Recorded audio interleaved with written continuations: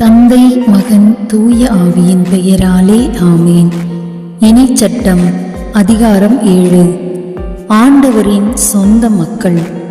நீ உரிமையாக்கிக் கொள்ளப் போகும் நாட்டில் உன் கடவுளாகிய ஆண்டவர் உன்னை புக செய்து உன்னை விட வலிமையிலும் எண்ணிக்கையிலும் மிகுந்த மக்களாகிய இத்தியர், கிர்காசியர், எமோரியர், கானானியர், பெரிசியர், இவ்வியர், எபூசியர் எனும் 7 மக்கள் இனங்களையும் உன் கண்முன்னே விரட்டியடித்து உன் கடவுளாகிய ஆண்டவர் அவர்களை உன்னிடம் கையளிக்கும் போது நீ அவர்களை முறியடித்து முற்றிலும் அழிப்பாய்.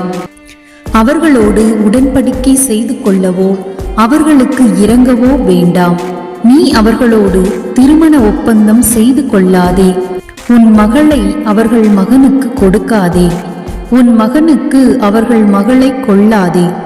ஏனெனில் என்னை பின்பற்றுவதிலிருந்து உன் பிள்ளைகளை அவர்கள் விலக்கி வேற்று தெய்வங்களை வணங்கும்படி செய்வார்கள். அதனால் ஆண்டவரின் சினம் உனக்கெதிராய் மூண்டு உன்னை விரைவில் அழிக்கும். மாறாக நீ அவர்களுக்கு இவ்வாறு செய். அவர்களின் பலிபீடங்களை இடித்து அவர்களின் சிலை தூண்களை உடைத்து அவர்களின் அசேரா கம்பங்களை வெட்டி அவர்களின் கைவினையான சிலைகளை தீயில் எரித்துவிடு. ஏனெனில் உங்கள் கடவுளாகிய ஆண்டவரின் தூய மக்களினம் நீங்கள். மண்ணிலுள்ள எல்லா மக்கள் இனங்களிலும் உங்களையே தம் சொந்த மக்களாக கடவுளாகிய ஆண்டவர் தேர்ந்து கொண்டார். எல்லா மக்களிலும் நீங்கள் திரளானவர்கள் என்பதற்காக ஆண்டவர் உங்கள் மீது அன்பு கொண்டு உங்களை தேர்ந்து கொள்ளவில்லை. உண்மையில் எல்லா மக்களிலும் நீங்கள் சொற்பமானவர்களே. மாறாக உங்களிடம் அன்பு கூர்ந்ததனாலும் உங்கள் மூதாதையருக்கு ஆணையிட்டு கொடுத்த வாக்கை காப்பாற்றும் பொருட்டும் ஆண்டவர் தமது வலிமை மிகு கரத்தால் உங்களை புறப்பட செய்து அடிமைத்தன வீட்டினின்றும் எகிப்து மன்னனாகிய பார்வோனின் கையினின்றும் உங்களை விடுவித்தார். எனவே உங்கள் கடவுளாகிய ஆண்டவரே கடவுள் எனவும் அவரே உண்மையான இறைவன் எனவும் அறிந்து கொள்ளுங்கள்.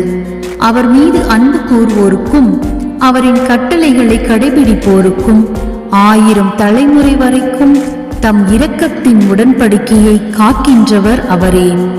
ஆனால் அவரை பகைப்பவரை அழிப்பதன் மூலம் நேரடியாக பதிலளிப்பார். அவரை வெறுப்பவரை நேரடியாக தண்டிப்பதற்கும் காலம் தாழ்த்த மாட்டார். எனவே நீங்கள் கடைபிடிக்கும்படி நான் உங்களுக்கு இன்று இடும் கட்டளைகளையும் நியமங்களையும் முறைமைகளையும் நிறைவேற்றுங்கள்.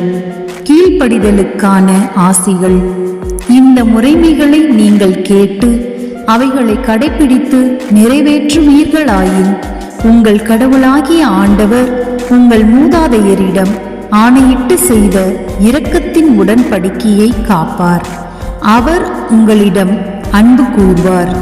உங்களுக்கு தரப்படும் என்று உங்கள் மூதாதையருக்கு அவர் ஆணையிட்டு வாக்களித்த நாட்டில் உங்களை பெருக செய்வார். உங்கள் கருவின் கனிகளும் தானியம், திராட்சை ரசம், எண்ணெய் ஆகிய உங்கள் நிலத்தின் விளைவுகளும் உங்கள் கால்நடையின் கன்றுகளும் உங்கள் மந்தையின் குட்டிகளும் பெருகும்படி செய்து ஆசி வழங்குவார். மற்றெல்லா மக்கள் இனங்களையும் விட நீங்கள் ஆசி பெற்றவர்களாயிருப்பீர்கள். உங்களுக்குள்ளும் உங்கள் கால்நடைகளுக்குள்ளும் ஆணிலும் பெண்ணிலும் மலடு இராது. எல்லா நோய்களும் உங்களிடமிருந்து அகலும்படி ஆண்டவர் செய்வார். நீங்கள் அறிந்துள்ள எகிப்தியரின் கொடிய நோய்கள் எல்லாம் உங்களிடையே இல்லாமல் உங்கள் பகைவர் மேல் வரும்படி செய்வார். உங்கள் கடவுளாகிய ஆண்டவர் உங்களிடம் கையளிக்கவிருக்கும் எல்லா மக்களையும் முற்றிலும் அழித்து விடுங்கள். உங்கள் கண்கள் அவர்களுக்கு இரங்காதிருக்கட்டும். அவர்களின் தெய்வங்களுக்கு நீங்கள் பணிய வேண்டாம்.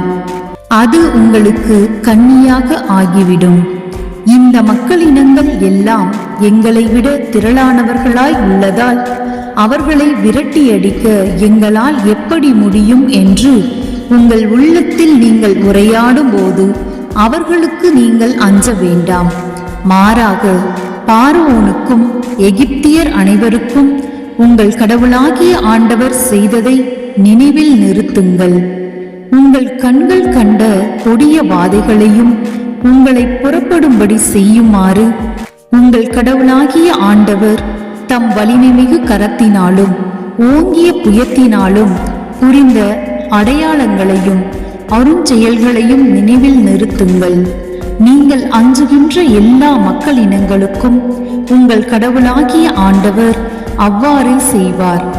அதற்கும் தப்பி உங்களிடமிருந்து ஓடி ஒழிந்து கொள்பவர்களுக்குள்ளே உங்கள் கடவுளாகிய ஆண்டவர் செங்குளவிகளை அனுப்பி அவர்களை அழிப்பார்.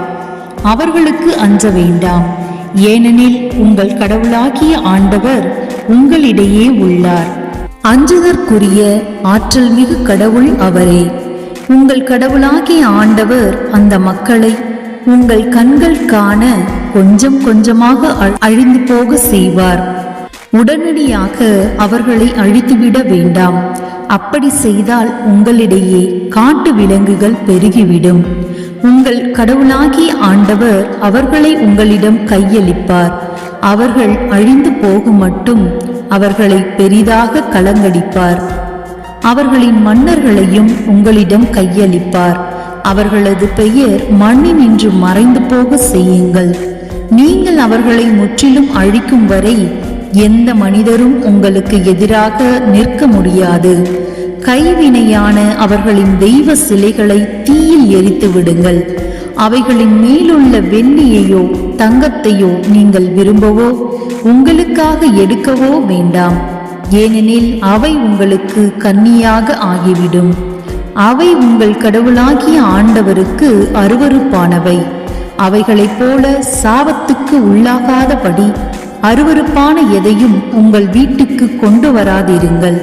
அவைகளை முற்றிலும் அருவருக்க வேண்டும், ஏனெனில் அவை சாபத்துக்கு உள்ளானவை. இது ஆண்டவரின் அருள்வாக்கு. இறைவா, உமக்கு நன்றி. அன்புக்குரியவர்களே, யாவை இறைவன் என்ற நம்முடைய சேனலுக்கு உங்களை வரவேற்கிறேன். ஆண்டவருடைய வார்த்தைகளை அனுதினமும் வாசியுங்கள்.